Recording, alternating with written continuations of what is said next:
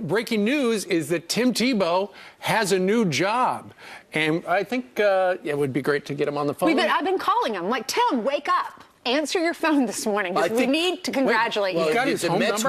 I do. I have a cell phone number. I've been calling him and his people. No one's answering my call this morning. Right, here it is. Somebody is. It's 305. Jot this down. Somebody is answering your phone call. Newt Gingrich got up to be with us today. Well, thank you. Newt, good morning to you. Someone's showing me some love this morning. How are you? Hey, Newt. We're doing great. What'd you think of the Commander-in-Chief forum last night on NBC?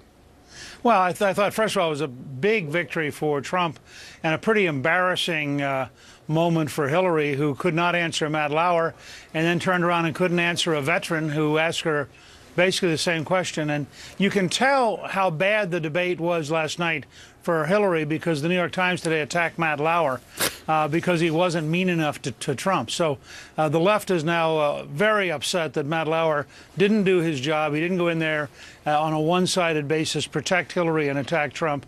And that tells you that Trump did pretty darn well last night. Yeah. Well, one thing, in fact, let's hear some of that give and take for those people that were watching Fox. Here's that Navy vet. Secretary Clinton, how can you expect those, such as myself, who were and are entrusted with America's most sensitive information, to have any confidence in your leadership as president when you clearly corrupted our national security? You know, and I know, classified material is designated. It is marked. There is a header so that there is no dispute at all that what is being communicated to or from someone who has that access is marked classified. And what we have here is the use of an unclassified system by hundreds of people in our government to send information that was not marked. There were no headers. There was no statement, top secret, secret, or confidential. NBC did a fact check, Newt, and they said to that question, she was dodging the question because the FBI has found that we know of at least 110 emails containing classified information. But now she's got a new excuse. There was no header up there. Oh, no, wait, look, it's worse than that. She is such a liar. It's just disgusting. When the FBI says to her, what about all of these paragraphs that had C meaning classified? She said, oh, I didn't realize that C meant classified. I thought that was just a part of organizing the paragraph. Yeah, now, where was the A and B?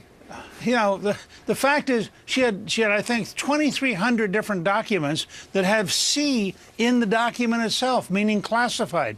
And she routinely tries to lie her way out of this. And, of course, it comes back up again and again because it is so patently false. Well, there was a lot of things that went on there. I think both candidates have work to do before September 26th, and they also got a dry run about how they're going to answer some of the most controversial questions. So we got a preview.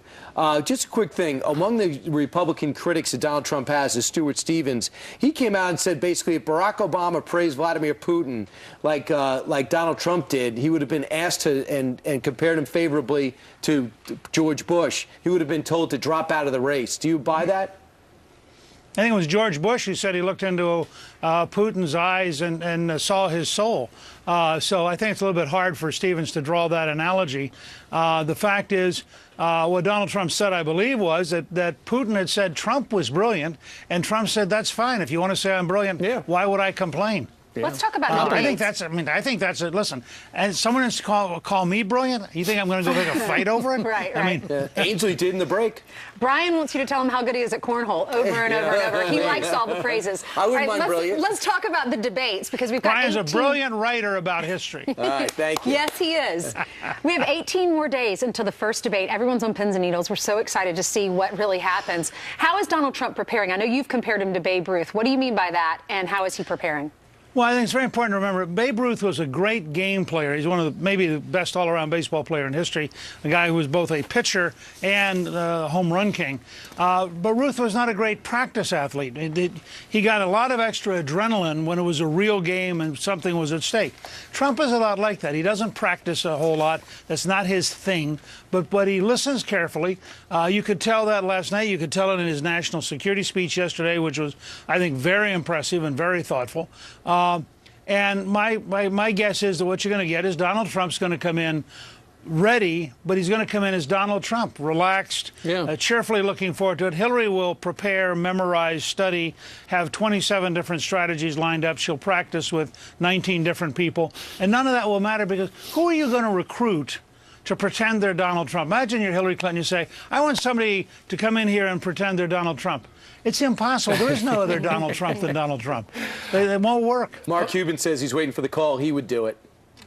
Well, he could try to do it, but as interesting as Cuban is, I guarantee you, he does not have the speed and the assertiveness that Trump has. Sure. And by the way, we can send 16 Republican candidates to chat with Hillary and explain to her what it's like to try to take Trump on head-to-head in a debate. Good point. Absolutely. Good point. Of course, he is the standard bearer for the Republican Party. The last one was Mitt Romney, and Mitt Romney is part of the Never Trump organization movement, let's say.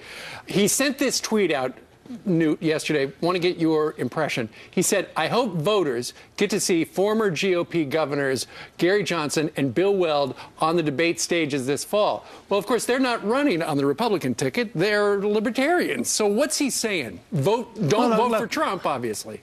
Look, I feel sad for Mitt Romney. I mean, this is a guy who, for a long time in Massachusetts, claimed not to really be a Republican.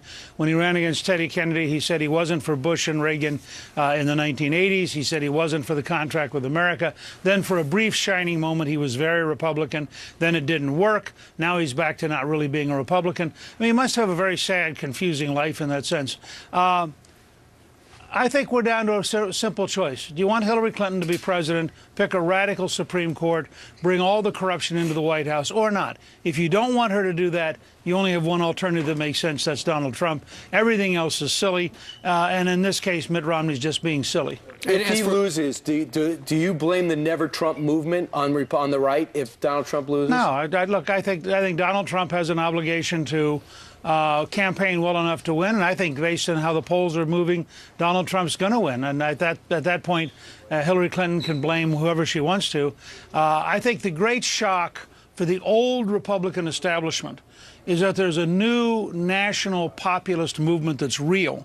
That movement carried 37 primaries for Trump, that movement wants to change Washington, not accommodate it. And what you're getting are the old Washingtonians, the folks who are comfortable with the old order, who actually do feel psychologically closer to Hillary than they do to Donald Trump, because he's a major disruptive force.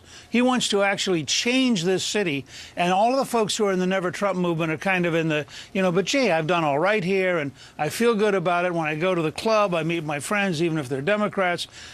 That's really proof that Trump is real, that you have a Never Trump movement, because they understand how real he is. Well, last night they were on the same stage. They weren't face to face. That's coming up in the debates. Can't wait. Newt, thank you very much for joining us live today. Good to be with you. All right.